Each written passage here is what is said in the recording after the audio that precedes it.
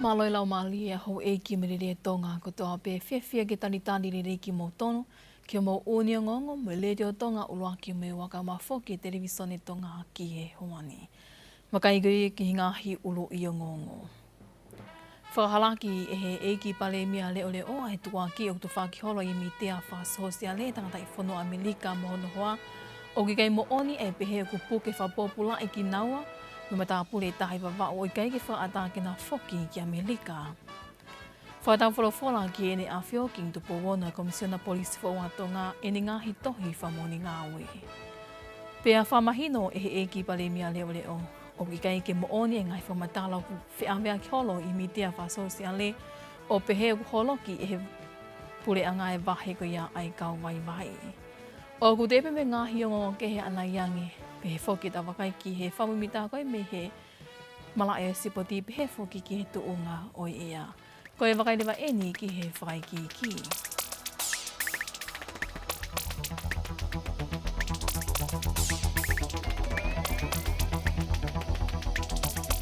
Na e whahalaki e he eki pale mia leo le opo si te ane whiawhia tukua ki o tu whakiholo i mitea whasosiale e he tangata i whonua Amerika ko Jonathan Brand Estrin mohon hoa o ki kai mo oni e pehe ku puke whapopula i ki naua me matapule ko Joshua Charles Moa i wawau o i kai ki whaata ke na whoki ki Amerika ko e whaiki ke taranoa ko ia mo Alice Tupo.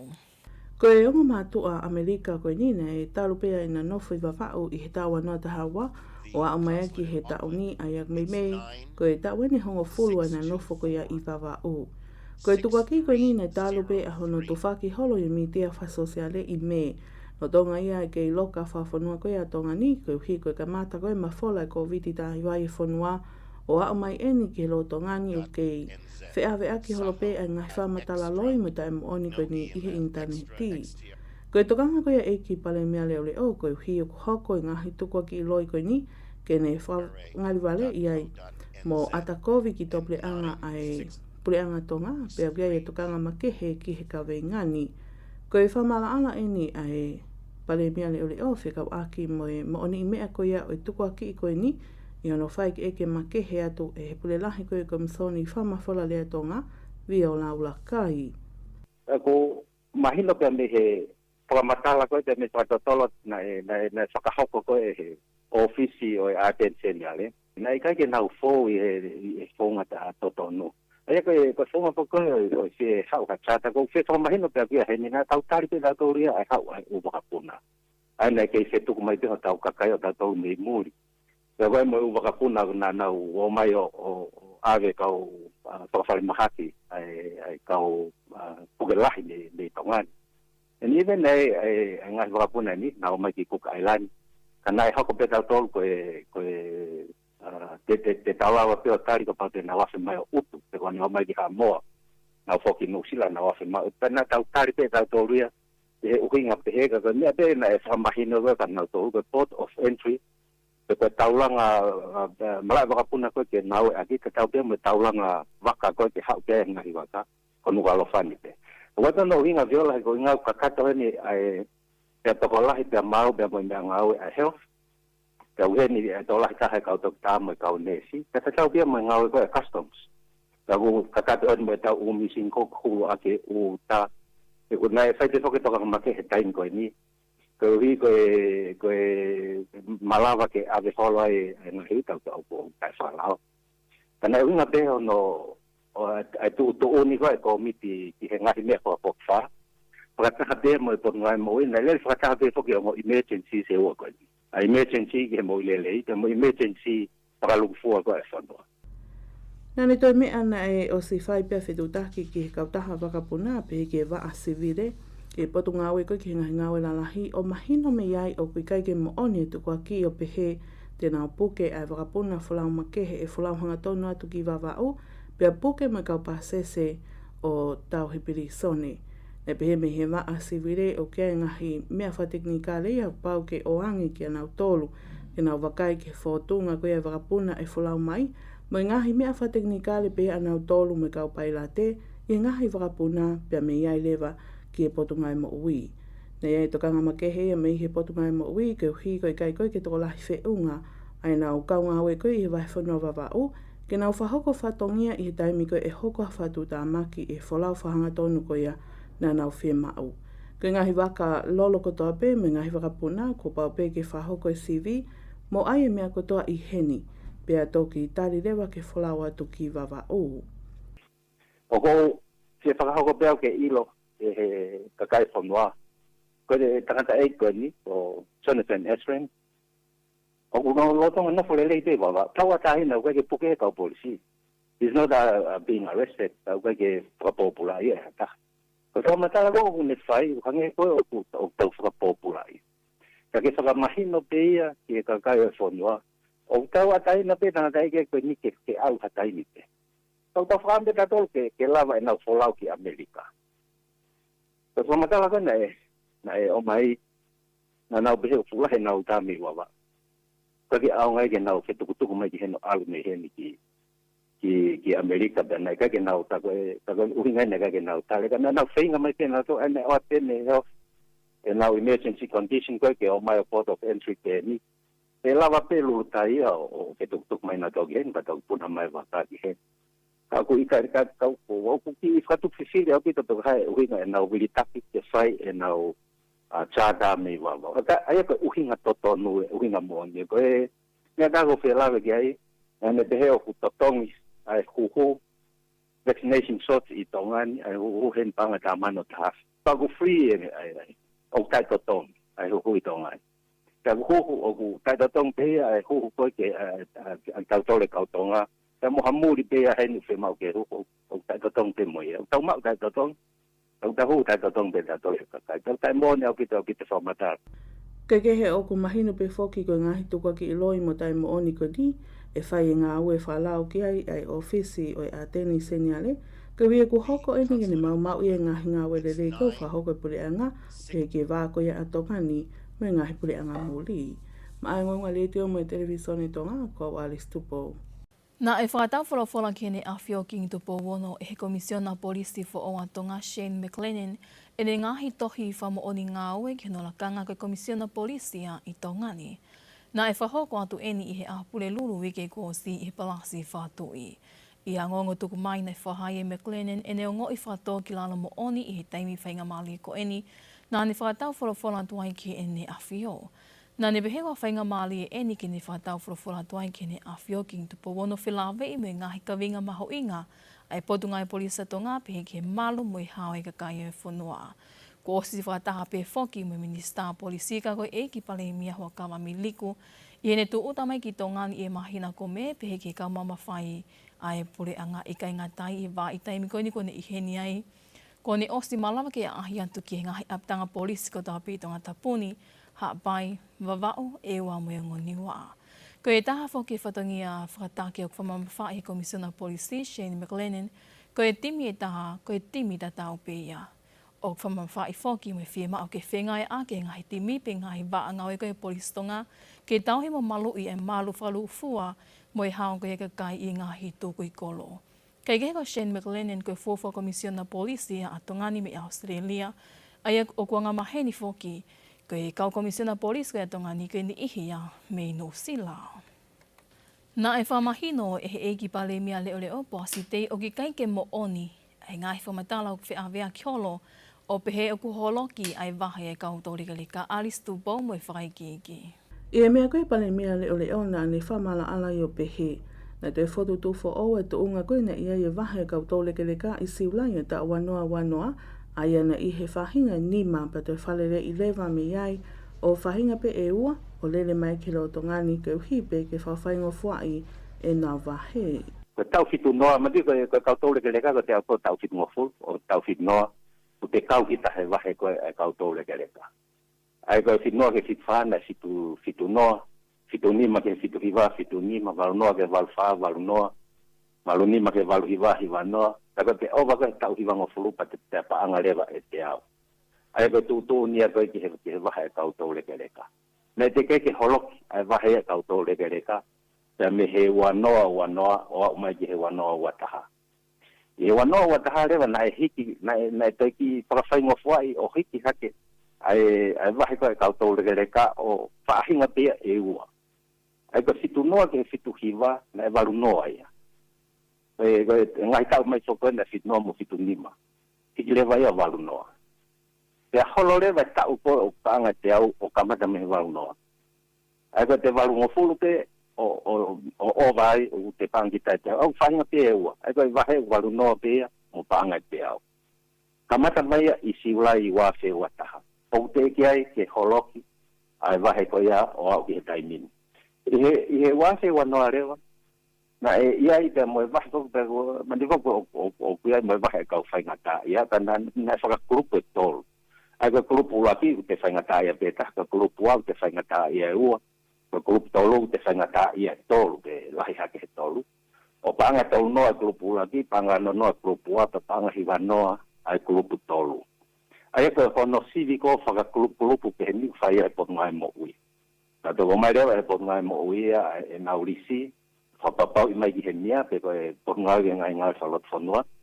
O awea e nau mea o wha. Nei te hoko tupe aine mea o whamala ala ki he kaweingani.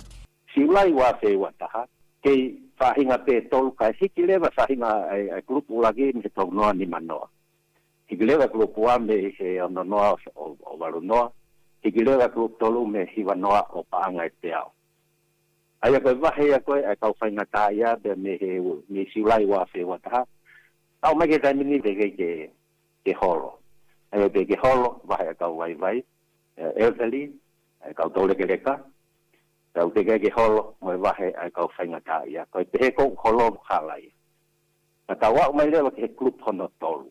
Ai ka klup hono tolu, ko kinau tolu e kau tole ke reka. Whakataha, tau mai whaingata ia whakasino. Pea nai pasia i he ke kamata i Siulai o wafe wataha. Tau ko osi. E lava ke wahe e ua. Te lava pe ka pau o kute whaingata ia whakasino. Te osi koma he tau e fitu noa, te toi toule ke leka. Kana e pasi le vai he kapneti, ke te mau kakato, ai wahe koe ai kau vai. Ai te mau kakato ki te osi ova he fitu noa. Wahe koe kau toule ke leka, kau te toi whaingata ia, te kulupu uaki, te kulupu o, te kulupu tolu, ai nau whakamatala tenei, ai koe ni manoa walu noa pe te au. Pea vai, pa te toi mau e kita moe vai ua. Ai wahe koe kau whaingata ia. Ai ka pau na te kulupu ulaki se whaingata ia, ka te kau te tau walu noa, te mau e te au koe e tau walu noa. Ko kulupu ulaki upanga ni manoa, ka te mau moe panga ua nima koe ai whaingata ia. Ka pau te tau walu noa, kau te kulupu ua, whaingata ia e ua. O te mau e te au, ke kakato pe au, ke holo ia. Kau te whakalahi atu aki, te moe vai ua, walu noa koe kulupu ua, ai koe whanoa ia, tāna ke te au whanoa ia. Ia hiri koe whae wahana e hoko i sānua rina, ia e tokanga makehe pole anga ki kau tole ke reka me kau whaingata ia, aina ia e tokoni makehe pe e nia me he e nao wahe, koe paanga e whaange au. Aina e tuwha atu e panga wange au i whepueli, ia hiri pe koe whata maki, pe te tuwha atu i maa asi, ai paanga te au, pe he mahina ko o si pena te tuwha atu ai e paanga te au.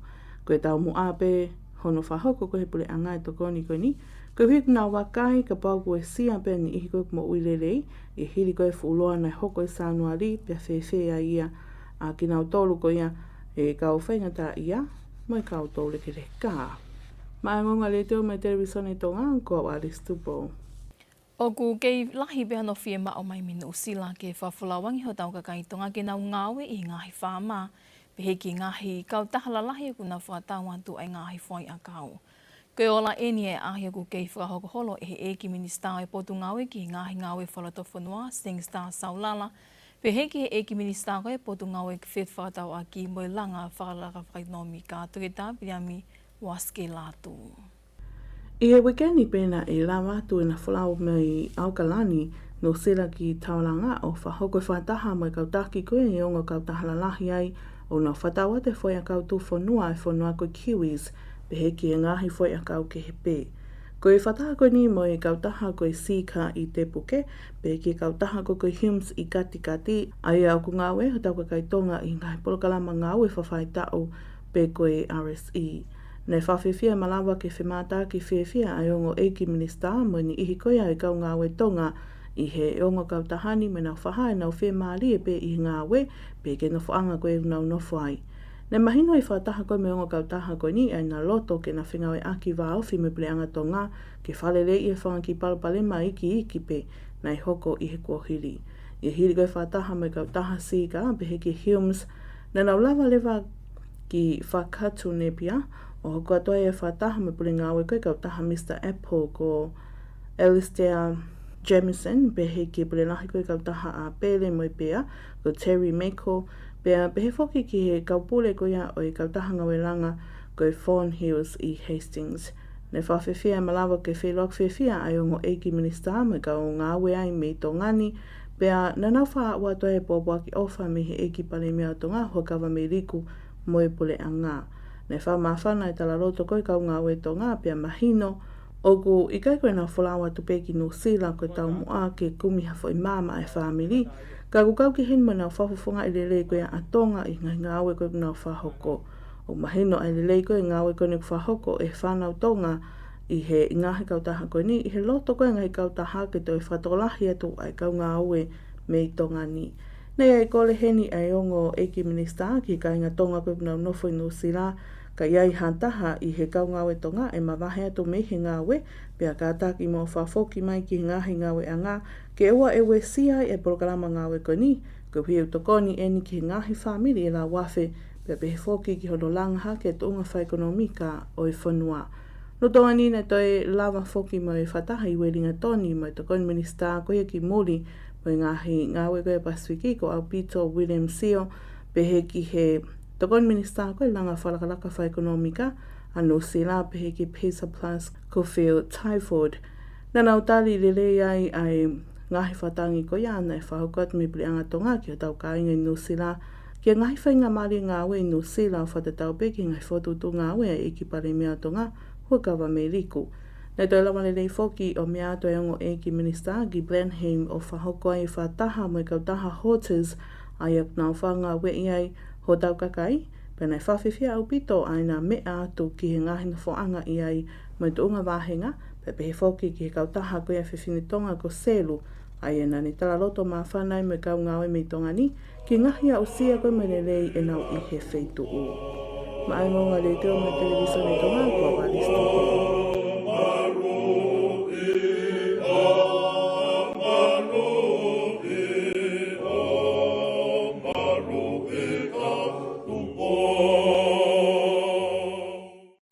Oku I he tōnga whawhie mali e pe ai ngāwe koe e pōtu ngāwe tāna ki panga hu mai me tūte ki hana tonga nia e ngahi. Pe ko hana tonga I kina koe e ngahi whie mao ki ngawe aki koe ia ai misini tāli totongi. Na e ka mata whoki he aholoaki o e mahina ni e whamamawha I he ngahi business e ni ihi hono ngawe aki koe ia misini tāli totongi. I hono whai ki e koe toa ni puri lahi koe e pōtu ngāwe ki riwhi hei muri koe whaamu e pulu kalama ngāwe koe ni koe toi whaama opo mo te tonuange ai ngai whamatala whapaanga u whahua tō me ngahi businessi. Ena e lere au pito pe lere rei mau pe ia I Falaite wa hawaki, ta tauka ma ato naki. Ka koe ki palo pare ma, nai pe ki palo pare ma I iane lere. Whapare wa whateknikaria ni a kau pe ki ai e tuai au pito ngare wope, beko interneti. I ngai wheitu u ok tu ngai whaikoloa ni.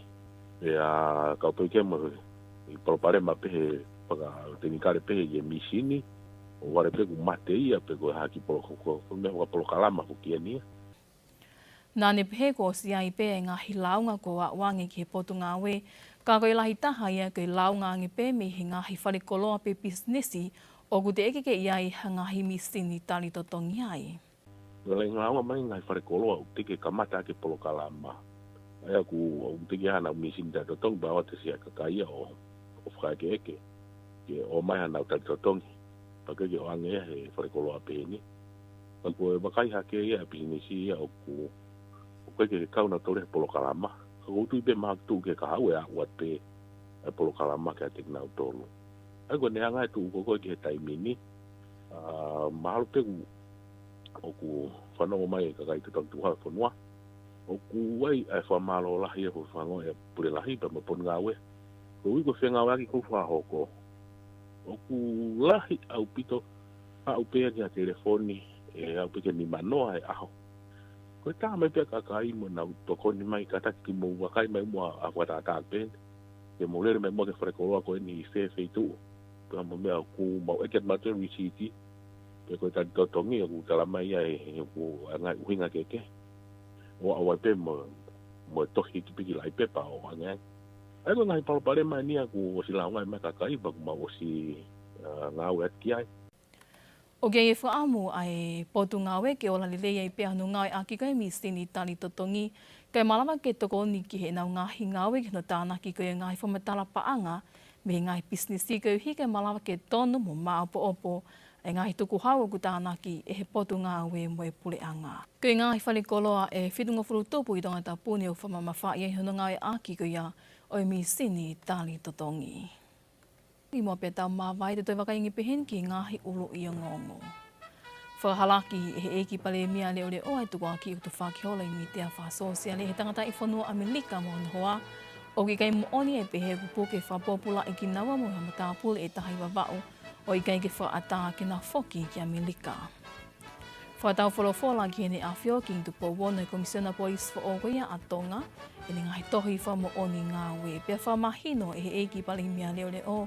O ki kainge mo oni e ngai whamatala ku whiawea ki holo o pehe ku holoki ai wahe kau tōle ki le kā. Pea koe ka kātoi pea mo uni ngongo whalata whanua mo i lete o Tonga uraki mo i waka ma whoke Televisone Tonga ki he hawani o kia e whaamuna o tākile liko tot pea ngahi ngongoni ki rata whāle ko tō pe. Whaamaloa tu ke tau kei whi au mai, ka mō me au.